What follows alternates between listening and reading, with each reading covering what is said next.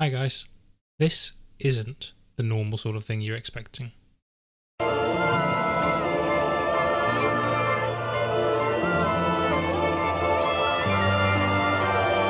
So, firstly, wow, I need a shave. Secondly, today we're going to be talking about things you need to know before you start playing FF14 and not the things that everyone else always talks about. We're going to go into a bit more detail of some of the kind of nuances that you kind of need to know. So I put a thing out on Twitter asking people for basically what their most common questions that they have are, anything that they're wondering before they get started, basically what people wanted to know.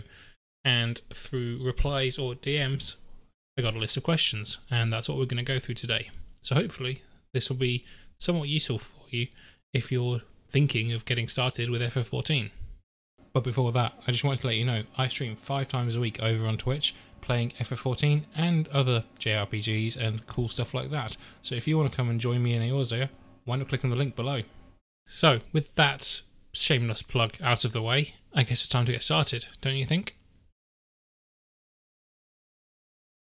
Okay, we're going to start with one that most people are probably going to be wondering at the moment. That is, if you buy the Endwalker expansion pack, will you get access to everything else? Because obviously we have the free trial for A Realm Reborn and Heavensward. If you buy Endwalker, can you get access to Stormblood and Shadowbringers now? The answer is no. If you buy Endwalker specifically now, or rather you pre-order Endwalker now because it's not out until November, you will not get access to Stormblood or Shadowbringers until November. That's a really important thing to understand, because if you want to get ready for Endwalker, you're going to need to go through Stormblood and Shadowbringers.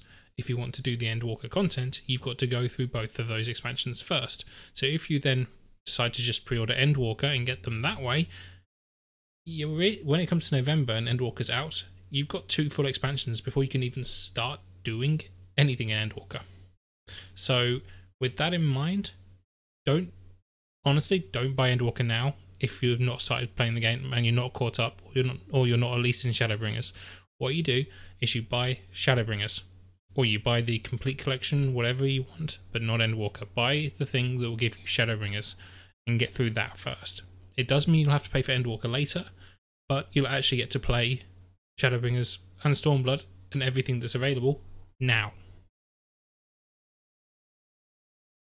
That leads us nicely on to point number 2, which is if you are on the free trial now and you want to buy Shadowbringers, can you continue on with the free trial? Because obviously if you're on the free trial, you're not paying a subscription fee, which is quite nice. Let's be honest, the lack of subscription fee while you're doing up to level 60 content is great. I mean, there's no doubt about that. But if you buy Shadowbringers and you start playing into Stormblood and Shadowbringers, you've then got to pay the subscription fee. Or indeed, if you buy the game and activate it while you're still on the free trial, you lose that free trial, and even going up to the stuff that's in the free trial, you're still paying that subscription fee. So, especially right now, considering Final Fantasy XIV is currently on sale, you kind of want to know whether or not buying it will mess up your free trial. The answer is it depends. Basically, it depends on what you do once you buy the game. Because if you buy the game, but you do not put your code into your account, you stay on the free trial. You have the code ready, but you're staying on the free trial because you've not activated it. So what you do is you buy it, for example, while it's on sale right now, you buy the game. I think it's 60% off at the moment, at the time of recording, that is. And you get that code and you keep that code. You do not activate it. Do not. Not until you've got to the point where you've finished your free trial and you're ready to move into Stormblood. As soon as you're ready to move into Stormblood, that's when you activate it and you get the full game. Because that way, you own the game, but you're not paying the subscription fee until you absolutely have to. Sticking with the expansion pack kind of situation for point 3, one of the questions was, if you were to buy the expansion pack for PC, does it also count for PlayStation? Because obviously this game is cross-platform, you can play on PlayStation or PC. In fact, you can play on PS4, PS5 or PC. Thing is, no. If you were to buy the PC version of the game, then it is technically a different service account, as they call it, or a different license than for the PlayStation. PS4 and PS5 share a license, so if you buy the PlayStation version, it works on both consoles. But if the PC version is different, and even then, with the PC version, there is the Square Enix store version and there's the Steam version. If you buy the Steam version, you are locked to the Steam version, at least on PC. If you buy the Square Enix store version, which is the one that's normally on discount, you're locked to the Square Enix stuff, you can't buy it through Steam. So they are all different service accounts. So if you want to have it on your console and on your PC, you will have to buy each expansion twice. So that's something to just keep in mind. If you're playing the free trial, you can theoretically play on, at least in theory, you can play on PlayStation for the free trial and then later on activate a service account on PC and move over there. Theoretically, I've not tried it. So again, just take that with a pinch of salt, as it were. But when you're choosing what platform you're going to buy the game on, make sure it's the one you want to play on the most. Because if you decide you want to switch between both, you're going to have to buy everything twice. So that brings us on to the next point, which is all about sub fees, because there are two different versions of sub fees, and it can be a little bit confusing at first trying to work out which one you want to go for. So we're going to have a quick look at what's involved in each of them. You should see on screen right now an example. In fact, you should see it literally to that side of me. Yes. At least I think that's what it'll be when I'm editing the video, so it should be on that side of me. You'll see what the actual kind of breakdown is, but in short, the entry level fee is slightly cheaper. I think it's about, at least in the UK, it's roughly £1.50 cheaper, give or take. It gives you one character per server with a maximum of 8 different characters. We will get into why that's not a problem shortly.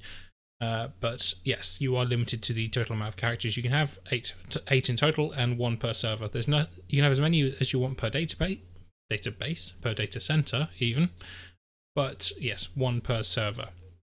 The standard version, or the normal version as I was saying earlier, my mistake, gives you 8 characters per server and maximum of 40 characters, which is honestly overkill.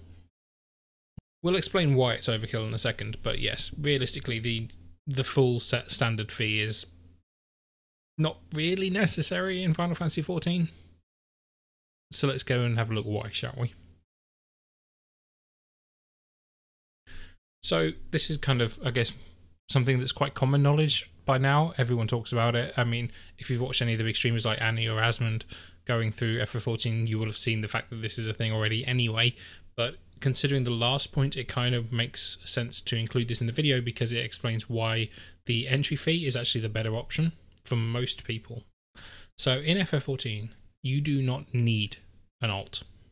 You can have every single class on one character. That's all magic classes, all ranged, all DPS, all tank classes, healers, all crafters, and all gatherers. You can have everything on one class, or on one character, sorry.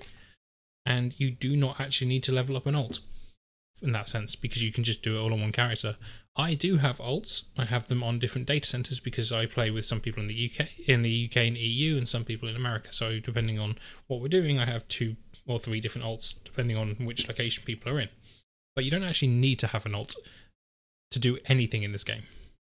Everything can be done on one character for all classes. So because of that, the limit of 1 character per server and maximum of 8 characters that you get on the entry level fee isn't really a problem, because most people aren't going to need any more than 1 anyway. Okay, so I hope that was at least somewhat useful to people, because I know a lot of people do these top 5, top 10 things you need to know about Final Fantasy XIV before you get started, but I don't see people talking about things like the subscription fees and purchasing of the expansions and how it all works. So at the very least, I hope that was, at least one part of that was useful for you anyway. And if it was, I would love a like, share and subscribe. It'd be amazing. But also, if you're interested in more Final Fantasy XIV content, if you want to chat about the game or just ask questions, every single one of my streams, which you'll find links to in the description below, every single one is new player friendly. You can come in, ask all the questions you want. I'm always happy to help. I'll even run stuff with you if you need it to help clear, if you're on the Chaos Data Center. And yeah, all that's left for me to say as always is bye.